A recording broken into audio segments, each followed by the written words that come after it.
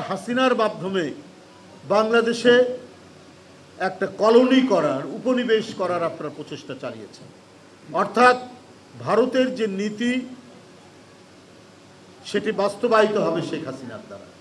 তা না হলে আপনারা যদি বাংলাদেশের স্বাধীনতা ও সার্বভৌমত্বকে যদি বিশ্বাস করতেন এবং এখানকার মানুষের নিজেদের অধিকার এবং তারা কাকে রাষ্ট্র ক্ষমতায় বসাবে এই অধিকারকে যদি আপনারা স্বীকৃতি দিতেন, তাহলে আপনারা এই নীতি অবলম্বন করতে পারতেন না। শেখ হাসিনাকে রক্ষা করার এই নীতি আপনারা অবলম্বন করতেন না। এবং আপনাদের মিডিয়া এবং সেখানকার কিছু রাজনৈতিক দল তার স্বরে চিৎকার করে বাংলাদেশের বিরুদ্ধে অপপ্রচার করছেন। অথচ পৃথিবীর বহু দেশ, বহু গণতান্ত্রিক দেশ, তারা কিন্তু বাংলাদেশের যে প্রকৃত অবস্থা সেটি কথাই তারা বলছেন এবং এখানকার মানুষের আকাঙ্ক্ষার প্রতিফলন হোক সেটি তাদের বক্তব্যের মধ্যে ফুটে উঠেছে।